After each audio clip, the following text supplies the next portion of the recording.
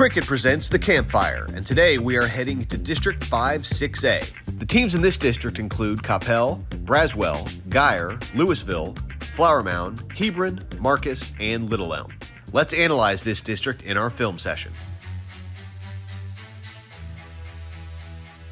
Last year in this district, most figured Louisville would take the crown due to the experience coming back, but instead it was Coppell who were champs. And the Cowboys are expected to challenge for the repeat this fall.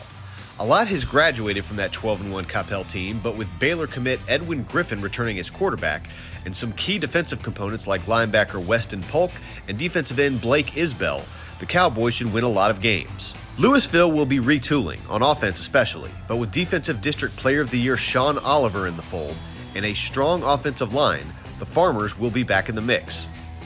Denton Geyer moves into this district, and the Wildcats most definitely will be in the district title conversation. Quarterback Kevin Sperry moves back to the Metroplex after a year in Oklahoma. He'll be leading the Wildcats behind center and will get help from a strong running back core led by Caden Cobbs. Marcus was a playoff team a year ago despite a 4-7 season, and they will have a Nussmeier back as signal caller this upcoming season. Colton Nussmeier will be taking the reins as a sophomore. And defensively, Texas Tech commit Brock Golwas will be a problem at linebacker. Hebron will try to make their way into the postseason behind Patrick Creighton Jr. at quarterback. Flower Mound always gets the most out of the talent they bring to the field. And players like Carter Massey will excel as a wide receiver in 2024. Braswell has a two-headed monster in the backfield with 1,000-yard rusher Moses Udelowo and Jeremiah Shipp. Little Elm should tally more in the win column thanks to quarterback Jace Oliver.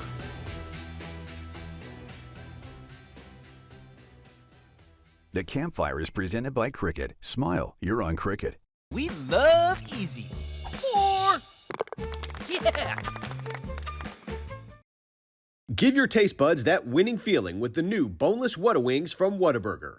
Crispy, tender bites of chicken tossed in your choice of sauce.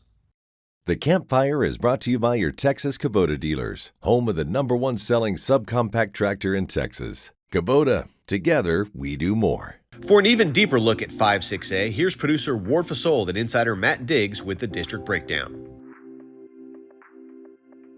It's time for another district breakdown. We got Diggsy as usual. We got the Wizard. We're talking 5-6A.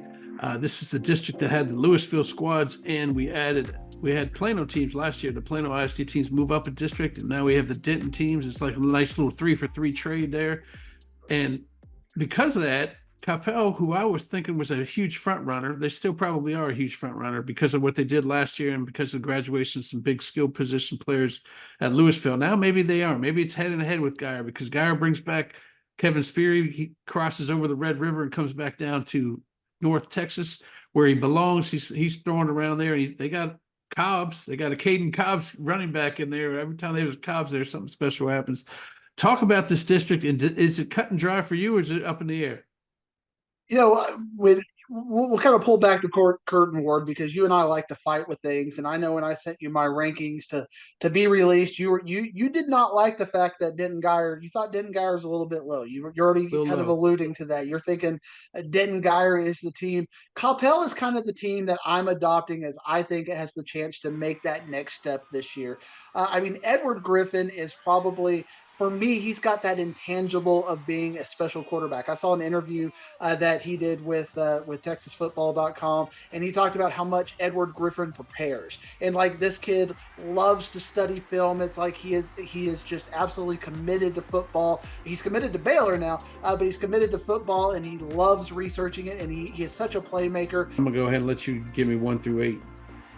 Coppell number 1, Denton Geyer number 2, Fighting Farmers number 3, Marcus at number 4, Hebron number 5, Braswell number 6, the Jaguars of Flower Mound, I've got them number 7, and Little Elm, I've got them number 8. We'll post the entire breakdown segment this Wednesday on our social media pages. Now let's take a look at some game changers and our players on the rise, brought to you by Parker University. At 6'5" and over 300 pounds, it's hard to move past Louisville tackle Michael Fasusi.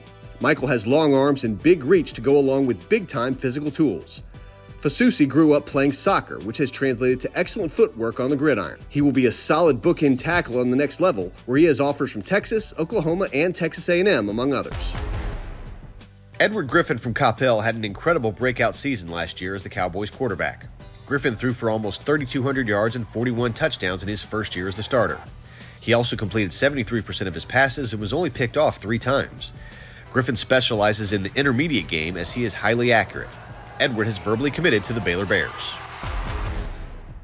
At Denton Guyer, Kevin Sperry will be the Wildcats' new gunslinger. Sperry played at Rock Hill as a sophomore but transferred to Oklahoma City Carl Albert High School as a junior, where he led them to their 18th state championship. Kevin threw for 2,564 yards and 31 touchdowns a year ago, and now returns to North Texas, where he hopes to lead Guyer to a district title. Sperry committed to Oklahoma. On defense, first-team All-District selection Weston Polk returns to Coppell as a linebacker. The 3-star recruit is an athletic defender who can play linebacker, safety, and even on the edge. Basically, wherever you need him to make a stop, Polk is the man for the job. One of his best attributes is his way to change direction in pursuit and make the tackle. Weston is committed to Kansas State.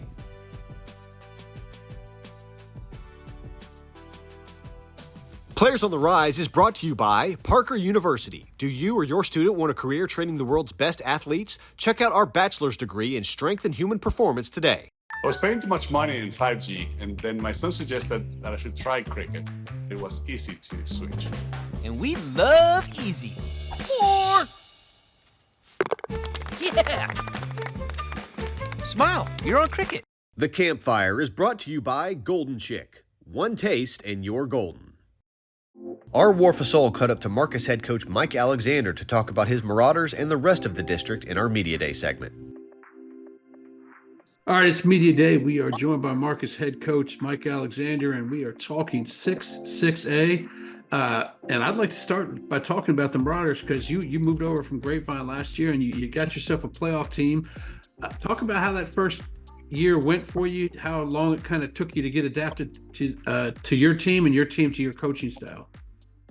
Yeah, man, it was a whirlwind. You know, I got hired over spring break, and by the time we got here and I had, my coordinators in place, it was time to start spring ball. We didn't have a lot of time for much of anything, honestly.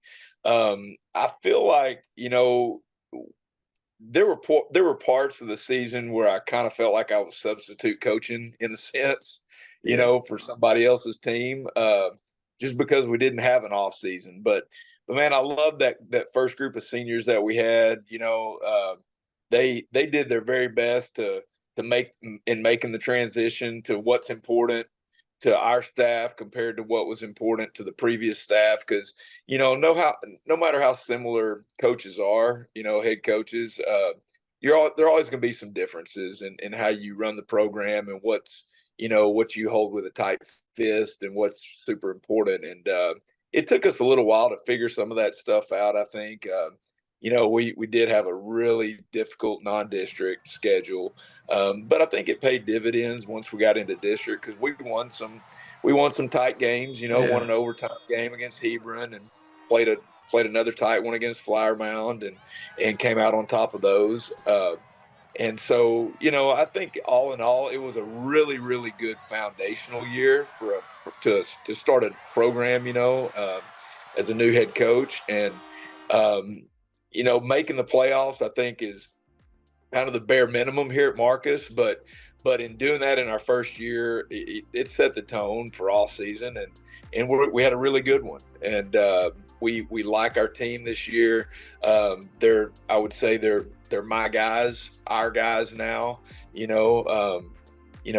been through the fire of off season together now. We've been through some hard times together, and we have some common shared experiences.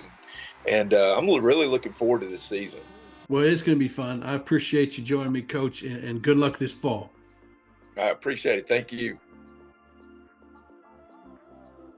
You can catch the entire interview Friday on our social media channels. That's going to do it for this week's Campfire. Next week, we take a look at 6A. Until then, have a great week, everybody.